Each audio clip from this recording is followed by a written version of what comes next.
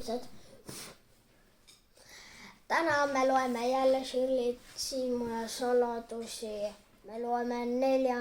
peatükki ja hakkame minema.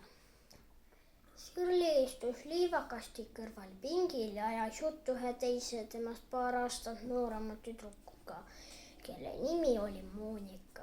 Shirley ja Siim teadsid teda ammusest ajast, sest Monika elas nendega ühes majas, ainult teises trepikojas. Siim! Monika ütles, et ta leidis koera junni seest kuldkella, ütles Shirley vennale. Kas sa usud seda? Ei usu, vastas Siim. Kuidas kell sinna sai? Koer neelas oma perenaise kella alla, seletas Monika. Kell on selleks liiga suur, vaidles Shirley. See ei lähe koeral kõrist alla. Läheb küll, kui koer lõued laiali ajab. Küll sa oled tobe, pahandas Shirley. Mis aitab, kui ta lõuad laiali ajab? Ega kõri ei ole seesama, mis lõuad. Lõuad on suu. Aga kõri on hoopis allpool, seal kus kael koolis õpetati. Siim ja Monika ajasid seepeale mõlemad prooviks suu ammuli ja naksutasid hambaid. Tõepoolest lõuad olid need, mis laksusid, aga kõri ei teinud üldse mingit häält. Asi oli selge. Kuid Siimu huvitas tegelikult hoopis üks teine asi. Kus sa teada said, et junni sees on kell? Nägin, vastas Monika. Ma nägin, kuidas kuld läigib. Aga kuidas sa kella sealt kätte said, küsis Shirley. Võtsid kätega või? Monika põrnitses Siimu ja Shirley pahaselt. Aga ma pidin siis varvastega võtma või? Shirley naeris ja tahtis teada, kus see kell nüüd on, aga seda Monika ei jäänud. Te olete liiga rumalad, väitis ta ja asus süngel ilmel liivakasti auku kaevama. Monikal olid pisikesed ja tugevad näpud. Kühvlit polnud talle vajagi. Kas sa otsid uut kella, küsis Shirley. Siin liiva all vist junne pole, aga kassid pissivad siia küll. Ma üks päev ise nägin, ütles Siim. Otsi. Ehk on mõni kass limonaadi pissinud. Monika ei teinud nende jutust välja, kaapis liiva edasi. Siimul ja Shirleyl hakkas igav seda vaadata ja nad läksid siit ära.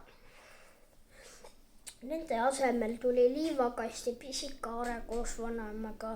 Monika jutustas ka Aarele oma kuldkellast ja Aare jäi kohe uskuma. Ta viskas liivavormid koos seda ja teist ja kiirutas puud alla, kus koerad oma asju õiendamas käisid. Mis sa seal ometi teed, Aare? Küsis vanema. Leidsid midagi või? Mis see sul käes on? Käbi või? Monika läks ruttu tuppa, endal õnnelik nägu peas.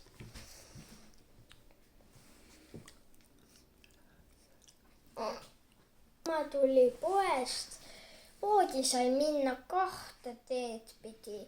Üks tee oli asfalteeritud ja viis mööda 4 kivimajast.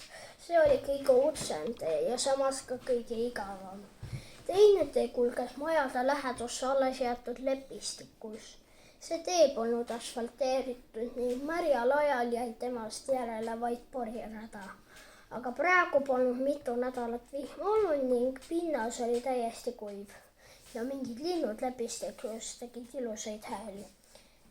Ema oli tulnud poodi mööda otsa teed, kuid tagasi otsustas minna mööda lepistikurada. Peale selle peitus lepistikus veel üks salapärane asi. See oli uks. Seda ust polnud üldse tegelikult näha. Pidi vaid teadma, kus ta asub ja siis sealt läbi astuma. Ema oskas seda hästi.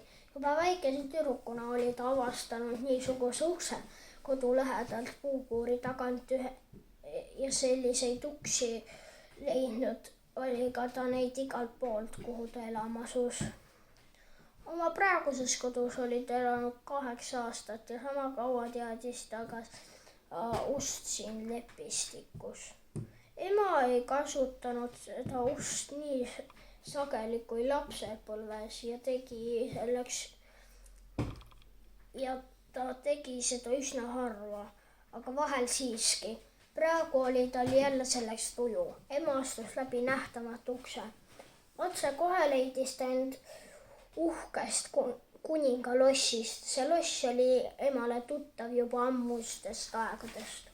Kunagi oli ta olnud selle lossi pisike uhkes roosas kleidis printsess, kellele kuulus tohutu tubatäis kõige kaunimaid mänguasju. 1000 kokka küpsetasid talle päevad läbi suhkrugi ringleid ja valmistasid martsipani.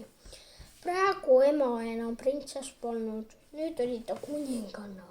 Oli olemas ka kuningas, selleks oli isa, aga temast polnud lossist muud märki kui kuldraamis portreega minna kohale. See oli sinna riputatud pärast ema abiellumist. Uhkes livrees teener kiirustas emale vastu ja kummardas sügavalt. Ammu pole teid näha olnud teie kõrgeauksus, ütles ta. Lubage, ma hoian. Ta võttis oma poekoti enda kätte. Emal polekski sobinud seda enam tassida, sest ta kandis uut imeilusat kleiti, mis oli talle selga tekkinud samal hetkel, kui ta astus läbi oma nähtamatust uksest. Säärase pallikleidiga ei sobi kandekott sugugi kokku.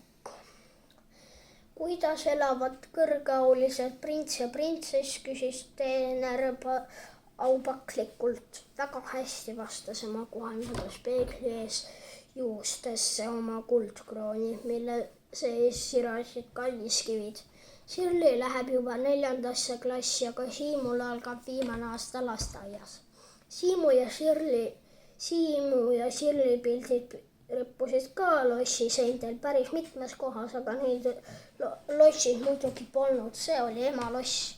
Treeneri saatel kõndis ta läbi pikkade koridoride.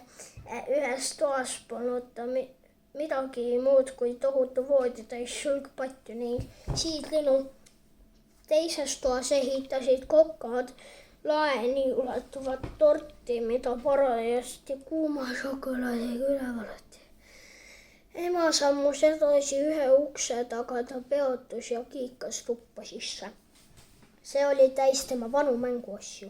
Üks päev ma tulen ja vaatan nad kõik üle, tähendas ema. Treener noogutas. Me ootame teid rõõmuga. Nad läksid edasi ja jõudsid pallisaali. Kui ema sisse astus, alustas orkester otse kohe mängimist ning treener pani oma turukoti kuldsele toolile ja palus kuninganna tantsima. Nad tantsisid ja nõukondlased tegid sedasama nende ümber. Kõik hirmus rõõmsad, et tema pole neid unustanud.